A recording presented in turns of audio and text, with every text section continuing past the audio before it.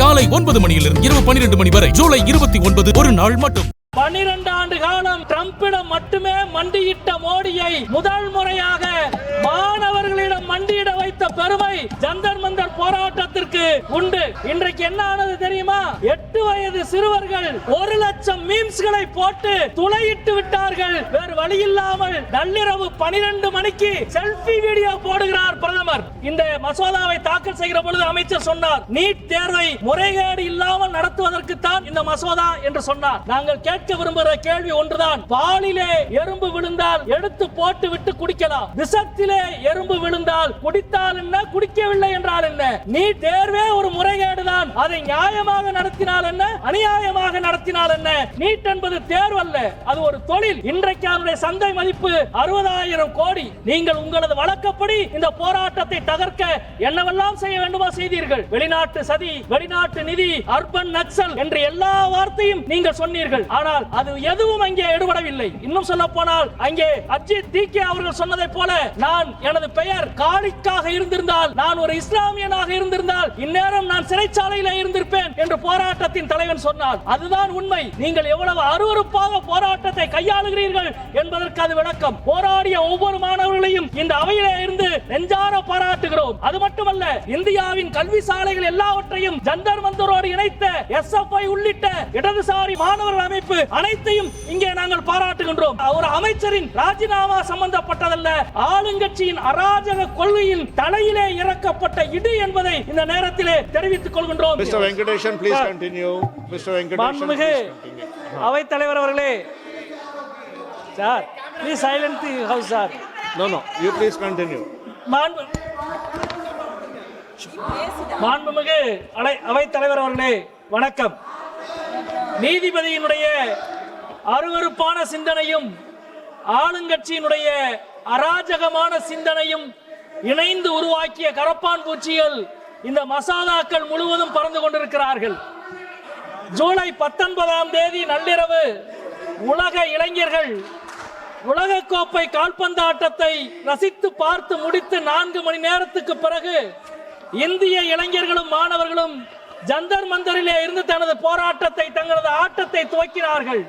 மோடி அமித்ஷாவுக்கு எதிரான அவர்களின் ஆட்டம் சாதாரண ஆட்டம் அல்ல. 12 ஆண்டு காலம் ட்ரம்பிடம் மட்டுமே மண்டியிட்ட மோடியை முதல் முறையாக மாணவர்களிடம் மண்டியிட வைத்த பெருமை ஜந்தர் மந்தர் போராட்டத்திற்கு உண்டு. வரலாற்றின் விசித்திரம் பார்த்தீர்களா? பிரதமர் அவர்களே, இந்த அவைக்கு வாருங்கள், நாட்டுக்கு பதில் சொல்லுங்கள் என்று எல்லா எதிர்க்கட்சி தலைவர்களும் கேட்டோம். அப்பொழுதெல்லாம் அவர் வரவில்லை. இன்றைக்கு என்ன ஆனது தெரியுமா? 8 வயது சிறுவர்கள் 1 லட்சம் மீம்ஸ்களை போட்டு துளையிட்டு விட்டார்கள். வேறு வழி இல்லாமல் நள்ளிரவு 12 மணிக்கு செல்ஃபி வீடியோ போடுகிறார் பிரதமர். அது மட்டுமல்ல, மற்ற அமைச்சர்களையும் பார்த்து நீங்கள் எல்லாம் ரீல்ஸ் போட கற்றுக்கொள்ளுங்கள் என்று சொல்லியிருக்கிறார். எவ்வளவு பெரிய வீழ்ச்சியை நீங்கள் சந்தித்துக் கொண்டிருக்கிறீர்கள். இந்த நடைபெற்ற போராட்டத்தினுடைய வீரியம் அவர்களுடைய கோரிக்கையை விட, அவர்களின் தலைவர்களை விட மிகப்பெரியது. இன்னும் சொல்ல போனால் அவர்களே, அவையை தயவு செய்து அமைதிப்படுத்தவும். Sir, You please continue. Sir, bring the house, sir.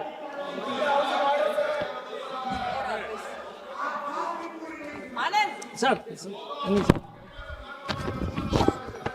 அவைத் தலைவர் அவர்களே, இந்த போராட்டத்தின் வீரியத்துக்கு முன்பு அவர்களின் கோரிக்கையும் தலைவர்களும் எல்லாம் மிகச்சிறியதுதான். இன்னும் சொல்ல போனால் தர்மேந்திர பிரதான் அவருடைய ராஜினாமாவும் மிகச்சிறியதுதான். அவர் பிரதமரை காப்பாற்றி இருக்கிறார், அவ்வளவுதான். மாணவர்களின் உணர்வுக்கு மதிப்பளித்து ராஜினாமா செய்வதா அவர் சொல்றார். மே 3ஆம் தேதி வினாத்தால் கசிந்தது. 83 நாட்கள் எங்கே போனார்? ஏறக்குறைய கடந்த 10 ஆண்டுகளில் 152 முறை வினாத்தால் கசிவு ஏற்பட்டிருக்கிறது. 7.5 கோடி மாணவர்கள் பாதிக்கப்பட்டிருக்கிறார்கள். இவ்வளவு குற்றத்திற்கும் ஒருவர் கூட தண்டனை பெறவில்லை என்றால், ஒரு குற்ற உணர்ச்சி கூட இல்லாமல் அந்த ராஜினாமா கடிதத்தை அவர் சமர்ப்பித்திருக்கிறார். இந்த மசோதாவை தாக்கல் செய்கிற பொழுது அமைச்சர் சொன்னார், நீட் தேர்வை முறைகேடு இல்லாமல் நடத்துவதற்கு தான் இந்த மசோதா என்று சொன்னார். நாங்கள் கேட்க விரும்புகிற கேள்வி ஒன்றுதான். பாலிலே எறும்பு விழுந்தால் எடுத்து போட்டு விட்டு குடிக்கலாம். விஷத்திலே எறும்பு விழுந்தால் குடித்தால் என்ன, குடிக்கவில்லை என்றால் என்ன? நீட் தேர்வே ஒரு முறைகேடுதான். அதை நியாயமாக நடத்தினால் என்ன, அநியாயமாக நடத்தினால் என்ன? நீட் முழுமையாக ரத்து செய்யப்பட வேண்டும். நீட் என்பது தேர்வு அல்ல, அது ஒரு தொழில். இன்றைக்கு அவருடைய சந்தை மதிப்பு 60,000 கோடி. இன்னும் சில வருடங்களில் அவருடைய சந்தை மதிப்பு 1 லட்சம் கோடி. ஏறக்குறைய கோச்சிங் மாஃபியாக்களின் புகலிடமாக தேசிய தேர்வு முகமை மாறி இருக்கிறது. NTA நீங்கள் உருவாக்கினீர்கள், 2024 சட்டம் நீங்கள் உருவாக்கினீர்கள், இப்பொழுது கொண்டு வந்திருக்கிற திருத்த சட்டம் நீங்கள் உருவாக்கினீர்கள். ஆனால் இவற்றையெல்லாம் உருவாக்கி என்ன பயன்? இந்த தேர்வில், இந்த வழக்கில் உச்ச நீதிமன்றத்தின் நீதிபதிகள் கேட்டார்கள், நீங்கள் திருந்தவே மாட்டீர்களா? கடந்த கால தவறுகளில் இருந்து நீங்கள் பாடம் கற்றுக்கொள்ளவே மாட்டீர்களா என்று உச்ச நீதிமன்றத்தின் நீதிபதிகள் கேட்ட அதே கேள்வியை உங்களிடம் நாங்கள் கேட்கிறோம். வெறும் தண்டனை காலத்தை அதிகப்படுத்தி, தண்ட தொகையை அதிகப்படுத்தி விரைவு நீதிமன்றத்தை அமைத்தால் போதுமா? இந்த பிரச்சனை முடிந்து விடுமா? 2003ஆம் ஆண்டு வாஜ்பாய் காலத்திலே வினாத்தாள் கசிவு வழக்கு இன்றைக்கு வரை நடந்து கொண்டிருக்கிறது.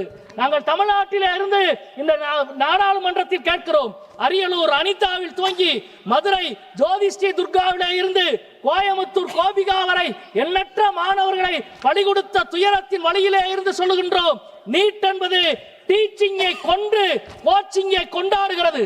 நீட் என்பது மாநில உரிமையை குழி தோண்டி புதைக்கிறது. நீட் என்பது மாணவர்களின் தன்னம்பிக்கையை ஒழித்து தற்கொலைக்கு தள்ளுகிறது. எனவே நீட்டை கைவிடுங்கள், NEP-யை கைவிடுங்கள், கார்ப்பரேட் மயமாகிற கல்விக் கொள்கையை கைவிடுங்கள். இன்னும் சொல்ல போனால் கல்வியை மாநில பட்டியலுக்கு கொண்டு வருகிற ஒரு மசோதாவை தாக்கல் செய்யுங்கள். அதை விட்டுவிட்டு இந்த கண்காணிப்பு மசோதாவால் எந்த வேலையும் ஆக போவதில்லை. முன்னாள் தமிழகத்தினுடைய அமைச்சர்கள், தமிழக அரசால் அமைக்கப்பட்ட நீதியரசர் ராஜன் குழு மிக முக்கியமான புள்ளி விவரத்தை வெளியிட்டது. நாங்கள் அந்த புள்ளி விவரத்தை இந்த அவையிலே வைக்க வேண்டும், அந்த குழுவினுடைய அறிக்கையை இந்த அவையிலே வைக்க வேண்டும் என்று நினைக்கின்றோம். 2010ஆம் ஆண்டு நீட் அறிமுகமாவதற்கு முன்பு மாநில கல்வி திட்டத்திலே இருந்து மருத்துவக் கல்லூரிக்கு போன மாணவர்கள் 2330 பேர்.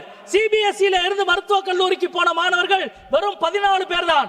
ஆனால் நீட் அறிமுகமான பிறகு CBSE இருந்து மருத்துவக் கல்லூரிக்கு போனவர்கள் 1604 பேர். நீட் அறிமுகமாவதற்கு முன்பு கிராமப்புற மாணவர்கள் 65% பேர் மருத்துவ கல்லூரிக்கு போனார்கள். இப்பொழுது வெறும் 49% அது குறைந்திருக்கின்றது. நண்பர்களே, மிக மிக முக்கியமாக இங்கே சொல்ல வேண்டியது, இந்த போராட்டம் நுழைவுத் தேர்வு குறித்து ஒரு பெரிய கவனத்தை உருவாக்கி இருக்கிறது. அதற்கு பின்பு இருப்பது நிர்வாக பிரச்சனை அல்ல, அரசியல் கேள்வி. எனவே தான் இந்த போராட்டம் மிக முக்கியமானது.